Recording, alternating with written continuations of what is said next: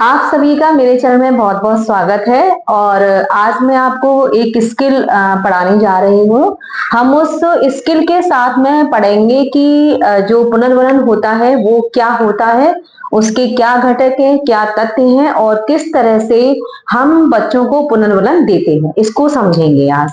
ठीक है। तो क्योंकि इससे पहले मैं 4 स्किल पढ़ा चुकी हूँ और क्या कहते हैं, आशा करती हूँ कि आपको वो समझ में आ गए होंगे। ये स्किल रह गया था और काफी समय से मैं इसको नहीं कर पा रही थी।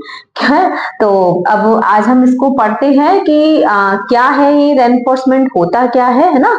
और ठीक है, तो आपसे बस ये है कि आप वीडियो को लाइक एंड सब्सक्राइब जरूर कीजिएगा, जिससे कि मुझे भी मोटिवेशन मिलता रहे। ठीक है। तो एक लाइक में आपका कुछ नहीं जाता है और है ना, तो थोड़ा सा ये है कि मुझे भी अच्छा लगेगा कि आप लोग जब लाइक करेंगे तो मुझे भी अच्छा लगेगा कि हाँ, बच्चों को इस तरह की वीडियो चाहिए। तो समय को मैं आगे नहीं ज्यादा खींचूंगी, तो नहीं बर्बाद करूंगी, क्योंकि समय वैसे भी हर व्यक्ति के पास बहुत कम है। ठीक है। तो हम पढ़ते हैं स्किल एनफोर्समेंट, यानी कौशल जो हम पढ़ेंगे वो हमारा क्या है, पुनर्वलन कौशल। ठीक है, कि पुनर्वलन कौशल आखिर होता क्या है। तो सबसे पहले हम समझते हैं कि पुनर्वलन क्या होता है।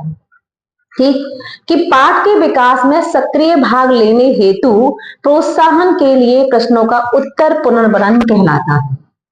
ठीक है, ये लाइन क्या है कि पाठ के विकास में सक्रिय भाग लेने हेतु प्रोत्साहन के लिए प्रश्नों का उत्तर पुनर्वलन कहलाता है। यानी कि जो बच्चे क्लास में बैठे होते हैं, टीचर ये चाहता है कि वो जो बच्चे हैं वो टीचर से आई कांटेक्ट करे। ठीक है, बच्चों को जो समझाने की कोशिश कर रहा है, बच्चों का माइंड उस क्लास में उस समय पर होना चाहिए। हमेशा एक टीचर की यही आशा होती है।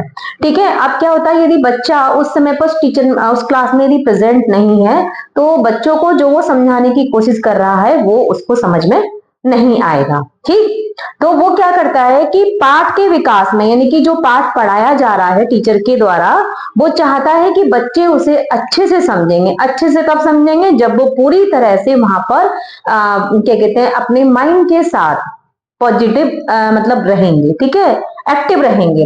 अब वो एक्टिव नहीं है, उनका माइंड कहीं और है, और मानो वो कहीं और घूम रहे हैं, उनका माइंड कहीं और विचार व्यक्त कर रहा है अपने मन में, तो वो क्या है, जो टीचर पढ़ा उसको समझ में नहीं आएगा। ठीक है, तो टीचर यही चाहता है, जो पढ़ाने जा रहा होता है या जो पढ़ा रहा होता है क्लास में, वो यही चाहता है कि बच्चे को जो भी पढ़ाया जाए वो सारा समझ में आ जाए। अब हम कहते हैं कि इसके जो तथ्य हैं, यानी कि पुनर्वलन कौशल को क्यों रखा गया, पुनर्वलन कौशल को क्यों रखा गया बच्चों के लिए। क्योंकि अब जैसे टीचर जो पढ़ाता है वो पता नहीं कौन कौन सी विधियों का प्रयोग करके, बहुत सारी विधियों का प्रयोग करके कोशिश करता है कि बच्चे को किसी भी तरह से समझ में आ जाए। ऐसा नहीं है कि उसने पढ़ाया और वो ये नहीं चाहता कि बच्चे को समझ में नहीं आए। वो पूरी कोशिश करता है कि बच्चे को पूरी तरह समझ में आना चाहिए। उसके लिए वो अनेक विधियों का प्रयोग भी करता है, अनेक उदाहरण भी देना चाहता है ना, उदाहरणों के माध्यम से भी समझा सकता है।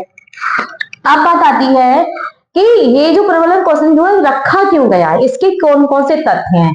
सबसे पहला आता है हमारा ध्यान केंद्रित, दूसरा आता है अभिप्रेरणा, तीसरा आता है आत्मविश्वास। ठीक है, तो ध्यान केंद्रित करने के लिए पुनर्वलन कौशल का प्रयोग किया जाता है, अभिप्रेरित करने के लिए किया जाता है, और आत्मविश्वास जिसके अंदर बच्चे के अंदर जागृत हो, ये इसके लिए प्रयोग किए जाते हैं। जो इसके तथ्य हैं मुख्य रूप से, इसके जो घटक हैं वो आपके घटक भी ज्यादा नहीं है, केवल 2 घटक हैं। इसमें ही हम पॉजिटिव नेगेटिव दोनों ही ले लेंगे। सबसे पहला है हमारा विधेयात्मक शाब्दिक पुनर्वलन। ठीक है, मैंने इसको शॉर्ट में लिख दिया है क्योंकि जगह नहीं थी यहाँ पर। दूसरा है यानी कि पॉजिटिव वर्बल रेनफोर्समेंट। ठीक है, अब ऐसे इसमें आ जाएगा पॉजिटिव अशाब्दिक पुनर्वलन।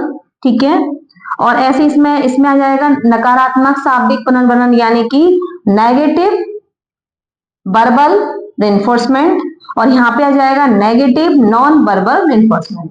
ठीक है, तो मैं इसको समझा दूंगी कि क्या है ये चीजें और कैसे टीचर एक प्रयोग कर रहा है। ठीक, अब इसमें देखो मैंने 2 चीजें लिखी है, विधेयात्मक और नकारात्मक, यानी कि पॉजिटिव और नेगेटिव, 2 ही प्रकार के ये होते हैं।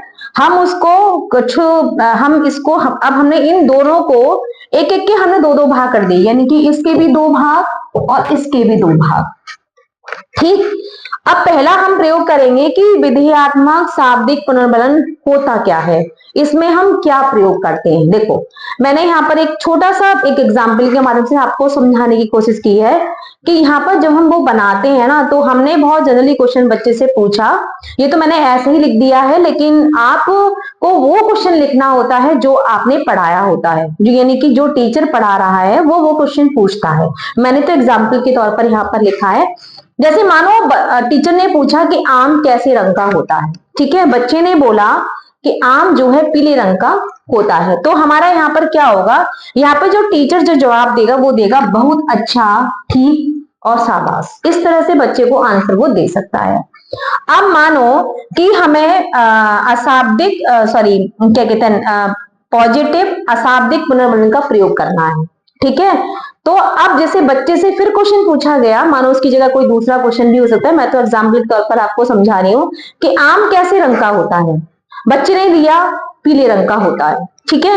अब टीचर क्या है कि बहुत अच्छा और ठीक बोलकर नहीं कर रहा है, वो क्या कर रहा है, वो हल्की सी मुस्कुराहट के साथ में बच्चे को आंसर देगा, है ना, या फिर संकेत के माध्यम से कि अच्छा, मतलब अपने चेहरे के हाव भाव से वो ये व्यक्त करना चाहता है कि आपने जो जवाब दिया है बिल्कुल सही दिया है, ठीक। अब तीसरी बात आती है कि नकारात्मक शाब्दिक पुनर्बलन क्या होता है। मानो किसी बच्चे से यह क्वेश्चन पूछा गया कि आम कैसे रंग का होता है, तो बच्चा क्या करेगा, बच्चे ने मानो यहाँ पर आंसर दे दिया पीले रंग की जगह पर लाल रंग का, लाल रंग दे दिया, ठीक है, लाल रंग उसने दे दिया।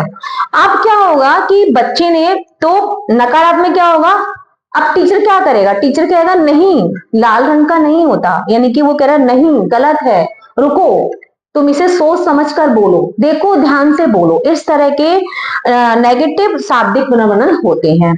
अब यहीं पर बात आती है कि नेगेटिव अशाब्दिक पुनर्बलन क्या होता है। जैसे मानो टीचर ने बहुत सारा पढ़ा दिया, पढ़ाने के बाद वो बच्चे से क्वेश्चन पूछ रहा है, पूछने के बाद उसने पूछा क्वेश्चन कोई भी अपने टॉपिक से संबंधित, मानो उसने उसका गलत जवाब दे दिया, तो कभी कभी क्या टीचर क्या करता है कि बच्चों को या तो घूर कर देखेगा कि मैंने इतने दिनों से इनको पढ़ाया है और इनको जवाब देना नहीं आ रहा है। सबका बिहेवियर अलग अलग होता है।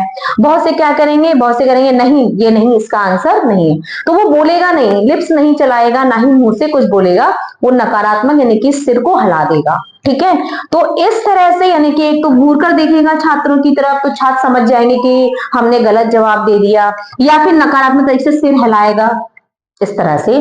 तो क्या होगा कि यहाँ पर बच्चा समझ जाएगा कि जो हमने जवाब दिया है वो हमारा जवाब गलत है।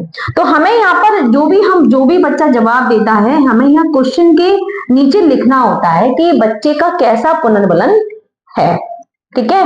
आशा करती हूँ आपको ये बात समझ में आ गई होगी, ये स्किल अच्छे से मैंने समझा दिया है। तो आप लोग लाइक करिएगा, शेयर करिएगा। Thank you.